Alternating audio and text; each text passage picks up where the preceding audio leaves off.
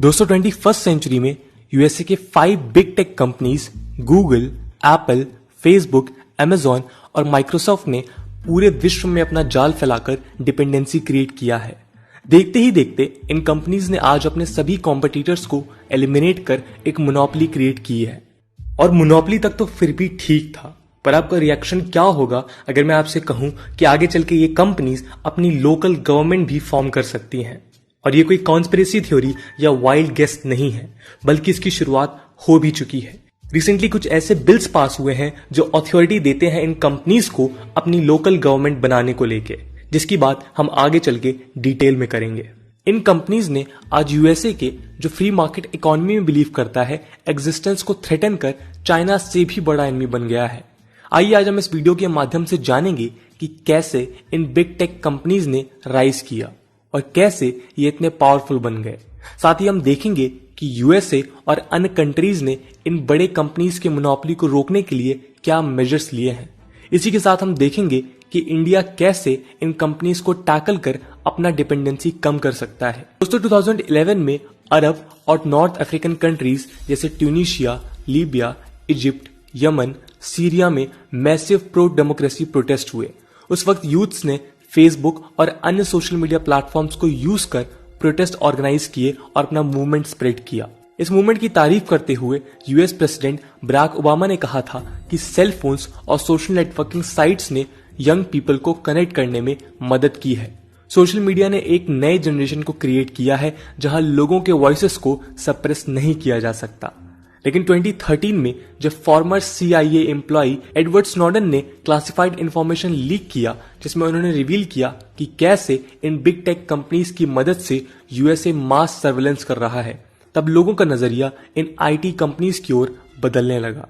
US जिसने आज तक इन टेक जायंट्स को फ्रीडम देकर ग्रो करने दिया, आज इन्हें रेगुलेट करने की बात कर रहा है। आज इन बिग टेक कंपनीज का साइज बढ़ता जा रहा है। अगर हम यूएसए की बात करें तो गूगल और फेसबुक 50% से भी ज्यादा डिजिटल एडवर्टाइजिंग स्पेंड कलेक्ट करते हैं। वहीं Apple INC 50% smartphone market control करता है। US house anti trust report के अनुसार 50% से भी ज्यादा ई-कॉमर्स सेल्स अकेले अमेजॉन से होती है। वहीं 99% मोबाइल डिवाइसेस एप्पल के iOS या गूगल के एंड्रॉयड सिस्टम पर रन करते हैं।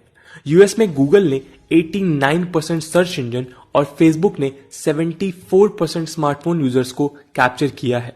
अप्रैल 2018 में एप्पल वर्ल्ड की पहली $1 ट्रिलियन वाली कंपनी बनी और 2020 में $2 ट्रिलियन वाली कंपनी बन गई है। आज फोर्थ इंडस्ट्रियल रिवॉल्यूशन के कारण आर्टिफिशियल इंटेलिजेंस, क्लाउड कंप्यूटिंग जैसी टेक्नोलॉजीज के राइज के साथ इन IT कंपनीज पर हमारा डिपेंडेंस बढ़ता ही जा रहा है। इसलिए इन्हें टू बिग टू हैंडल कहा जाता है। आइए अब हम देखते हैं कि कैसे ये कंपनीज पावरफुल बन गई। बिग टेक कंपनीज आज 3 स्फीयर्स में पावरफुल बन गई हैं। जैसे पहला है इकोनॉमिक स्फीयर। दोस्तों आपको बता दें कि ये कंपनीज नेटवर्क प्लेटफॉर्म प्रोवाइड करते हैं, यानी सप्लायर्स और कंज्यूमर्स को कनेक्ट करते हैं। ये connection advertisers, social networking sites, app developers, device owners, vendor, online shoppers के बीच हो सकता है। इस प्रकार जितने कस्टमर अट्रैक्ट होंगे उतना ही इन कंपनीज को फायदा होता है। इस प्रोसेस में big techs consumer data gather करके उनके हिसाब से प्रोडक्ट डिजाइन करते हैं। क्योंकि इनका कस्टमर बेस वर्ल्ड वाइड है, बाकी कंपनीज के मुकाबले इन्हें अनफेयर एडवांटेज मिलता है। ये मार्केट के लॉज और ट्रेंड्स सेट करते हैं। वहीं ये कंपनीज अपने फिजिकल इंफ्रास्ट्रक्चर की मदद से इमर्जिंग मार्केट्स को डिसरप्ट करते हैं। इसका प्रोमिनेंट एग्जाम्पल है फेसबुक, जिसने वर्चुअल करेंसी लिब्रा क्रिएट करके डिजिटल करेंसी मार्केट को वॉलेटाइल बना दिया है। दूसरा है technology sphere. Big tech companies ने आज एल्गोरिदम की मदद से सोशल और पॉलिटिकल प्रोसेस को कंट्रोल करना शुरू किया है। यूएसए में mail in voting process, consumer product designing इन कंपनीज द्वारा किया जाता है, क्योंकि टेक जायंट्स इन्हें डिजाइन और ऑपरेट करते हैं। ये सभी प्रोसेसेस को अपने मर्जी और फायदे के अनुसार कंट्रोल करते हैं। लास्टली आता है पॉलिटिकल स्फीयर।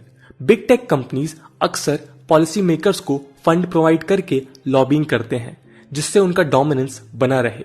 न्यू स्टेट्समैन की एक रिपोर्ट के अनुसार technology sector 4th highest lobbying sector बनी, जहां उन्होंने 2020 में $436 मिलियन स्पेंड किए। इसी के साथ कंपनी अपने पॉलिटिकल पावर को यूज करके मीडिया को भी कंट्रोल करते हैं। ये डिसाइड करते हैं कि कब, क्या और कौन सी इंफॉर्मेशन लोगों तक पहुंचाई जाएगी। फेक न्यूज का इस्तेमाल कर वोटर बिहेवियर इन्फ्लुएंस किया जाता है। चलिए अब हम इन पावर्स के इंपैक्ट पर एक नजर डालते हैं। दोस्तों, ऐसा कहा जाता है कि विद साइज कम्स पावर। एक सिंपल एल्गोरिथम चेंज की मदद से ये कंपनीज उन पर डिपेंडेंट स्टार्टअप और नेसेंट कंपनीज को खत्म कर सकती हैं। 2018 में फेसबुक ने माइनर एल्गोरिथम चेंज किया जिसका इंपैक्ट यूएस के पब्लिशर्स के रेवेन्यू पर हुआ। वहीं इन कंपनीज ने यूएस पॉलिटिक्स को इन्फ्लुएंस करना शुरू किया है। 2014 में गूगल हाईएस्ट पॉलिटिकल डोनर बना। यूएस के सेंटर फॉर रिस्पॉन्सिव पॉलिटिक्स के अनुसार इन बिग टेक कंपनीज ने 2019 में $64 मिलियन लॉबिंग पर स्पेंड किया। ये उनके बढ़ते डायरेक्ट पॉलिसी इन्फ्लुएंस को रिफ्लेक्ट करता है। इसी के साथ जितनी ये कंपनीज बढ़ती जाएंगी उतना ही इन्हें कंट्रोल करना डिफिकल्ट होगा। आज यूएसए इसी प्रॉब्लम से गुजर रहा है, जहां डिपेंडेंस के कारण ये कंपनीज को रेगुलेट करना एक इम्पॉसिबल टास्क बन गया है। इन कंपनीज ने लो टैक्स कंट्रीज जैसे लक्समबर्ग, बर्मुडा, आयरलैंड को अपना बेस बनाकर यूएस में टैक्स अवॉइड किया है। दोस्तों, बिग टेक कंपनीज ने आज अपने इकोनॉमिक माइट को यूज करते हुए पॉलिटिकल अरीना में भी घुसना शुरू किया है। रिसेंटली नेवादा स्टेट के गवर्नर स्टीव सिसोलक ने एक लेजिस्लेशन प्रपोज किया है। इस प्लान के तहत इन्वेस्टर्स को अट्रैक्ट करने के लिए इनोवेशन जोन स्टैब्लिश किए जाएंगे। बिग टेक्स इन जोन्स में अपना लोकल गवर्नमेंट चला सकती हैं, टैक्सेस इम्पोज कर सकती हैं, डिस्ट्रिक्ट स्कूल्स और कोर्ट स्टैब्लिश कर सकती हैं और गवर्नमेंट सर्विसेज प्रोवाइड कर सकती हैं। इवेंचुअली इन कंपनीज को इंडिपेंडेंटली गवर्न करने दिया जाएगा। जहां एक तरफ यूएस इन्हें रेगुलेट करने की बात कर रहा है, वहीं इस प्लान द्वारा उन्हें और पावरफुल बनाया जा रहा है। इसका इम्पैक्ट ये हो सकता है कि ये कंपनीज फ्यूचर में नेशनल गवर्नमेंट को अपोज और ब्लैकमेल कर सकती हैं। पॉलिसीज अगर उनके फेवर में ना हो तो कंपनी सेंसिटिव इंफॉर्मेशन को लीक करवा सकती हैं। वहीं ऑल्टरनेट गवर्नमेंट बनाकर लोगों में और पॉपुलर हो सकती हैं और धीरे धीरे पूरी कंट्री में फैल सकती हैं। ये घातक हो सकता है क्योंकि लोगों का मन डेमोक्रेसी से उठ जाएगा। यूएसए, जिसने ट्रेडिशनली इन कंपनीज को फ्रीडम दिया है, अब इन पर रेगुलेशन लगाने का प्रयास कर रहा है। 1998 में सबसे पहले माइक्रोसॉफ्ट पर लॉ सूट फाइल किया गया। जजेस ने शर्मन एक्ट 1890 को यूज कर वर्डिक्ट दिया कि माइक्रोसॉफ्ट ने अपने सॉफ्टवेयर इंडस्ट्री के डोमिनेंट पोजीशन को यूज कर कॉम्पिटिटर्स को एलिमिनेट किया है। हालांकि इस सूट के बाद टेक कंपनीज के एक्टिविटीज पर कोई कंट्रोल नहीं लाया गया। फाइनली सितंबर 2019 में सभी यूएस स्टेट्स के अटॉर्नी जनरल ने गूगल और फेसबुक पर मोनोपोली का आरोप लगाते हुए इन्वेस्टिगेशन लॉन्च किया। वहीं यूएस के फेडरल ट्रेड कमीशन ने अमेजॉन और फेसबुक के अनफेयर ट्रेड प्रैक्टिसेस को इन्वेस्टिगेट करना शुरू किया है। अक्टूबर 2020 में यूएस हाउस जुडिशरी कमेटी ने कंक्लूड किया कि बिग टेक कंपनीज बहुत पावरफुल बन गई हैं और political speech censoring, fake news spread की मदद से अमेरिकन इकोनॉमी को ठेस पहुंचा रही हैं। कैम्ब्रिज एनालिटिका स्कैंडल ने रिवील किया कि किस प्रकार फेसबुक अपने डेटा को यूज कर वोटर बिहेवियर मैनिपुलेट करता है। रिसेंटली यूएस ने एंटी ट्रस्ट लॉज पास किए हैं जिसके तहत बिग टेक्स के मोनोपोली को रोका जा सके। इस लेजिस्लेशन के तहत कंपनीज अपने प्लेटफॉर्म पर अपने प्रोडक्ट्स नहीं बेच पाएंगी, जिससे बाकी कॉम्पिटिटर्स को इक्वल अपॉर्चुनिटी मिल सकती है।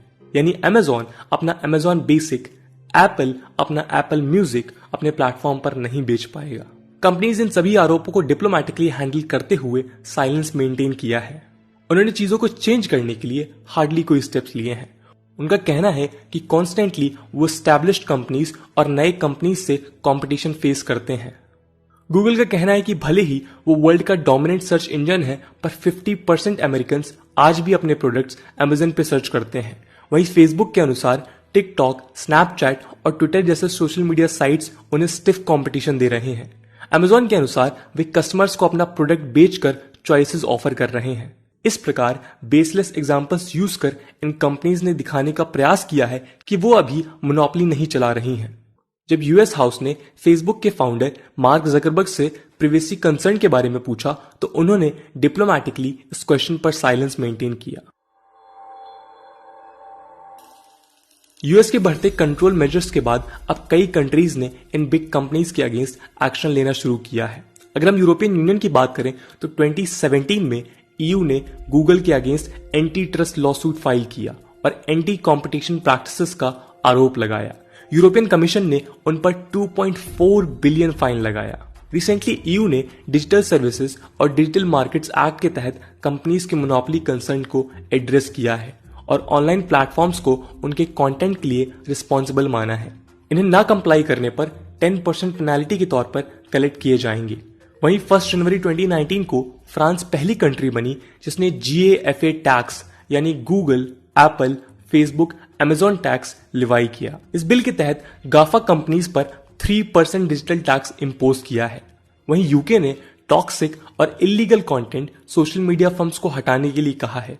ऐसा ना करने पर 10% पेनाल्टी इंपोज किया है। अगर हम ऑस्ट्रेलिया की बात करें तो ऑस्ट्रेलिया की रेगुलेटरी अथॉरिटी ने 2018 में गूगल और फेसबुक के एडवर्टाइजिंग प्रैक्टिसेस को इन्वेस्टिगेट किया।